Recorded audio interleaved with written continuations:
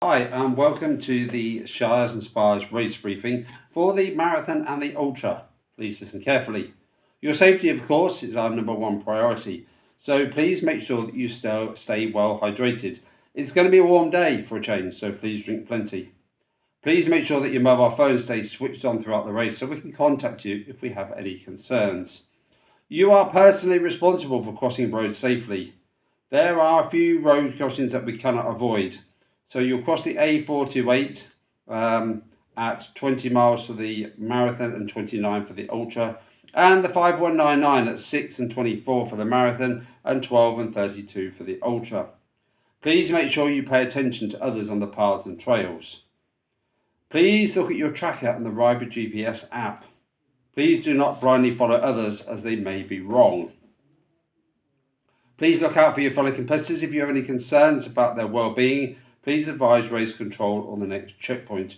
If you wish to retire, please make your way to the next checkpoint or call the number which you would have downloaded into your phone at registration. If you've retired, please let us know if you want to be picked up by the sweeper truck or if you've made your own arrangements. Please do not go home without telling us, as we will waste valuable time and resources trying to locate you. Please make sure that you hand in your tracker if you retire. The route is shown on the Rider GPS app and on your tracker. So naturally, planning a route that's 26 and 35 miles long is a challenge. So there are a couple of points to tell you.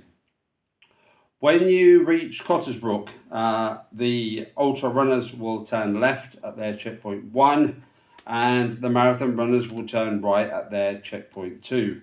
The ultra runners will complete the Fish's Tail section before joining back on to checkpoint 2.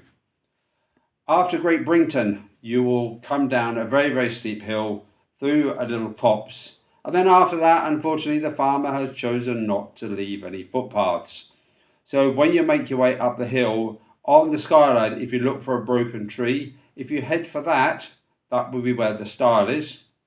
And then once you get closer to Long Buckby, again, there is no path, but you are heading diagonally across towards the railway bridge. After Long Buckby, you will bear right down a big hill into a field. The marathon runners will turn right and take the road to West Haddon. The ultra runners will turn left and follow the fields all the way through to West Haddon and arrive at the back of the school before you both rejoin at checkpoint 4. So once you've come past checkpoint 4, you'll run up to straight up to the pub and then through the little lane at the back and on to West Haddon. And then at that point, you'll go up to White House Farm, across the road, through Thornby Grange, Thornby, and straight up the road to Naseby for the finish. The terrain is mixed, so you'll be switching from road to trail on a regular basis. When on the road, please use the footpath where one is present. If not, run facing oncoming traffic. Please close all gates behind you and be courteous to those you meet along the way. You are ambassadors for running. The course is not marked, but you might see the odd orange paint mark to help you, or the occasional sign. It is your responsibility to make sure that you've been logged through the checkpoints. Water and snacks are available at every checkpoint. If you have any allergies or intolerances, please do not eat anything from the checkpoint. Please smile and be courteous to the marshal team. They're giving up their time to make sure you have a safe and enjoyable race. If you have supporters and spectators, they are not permitted at Cottersbrook and Holdenby.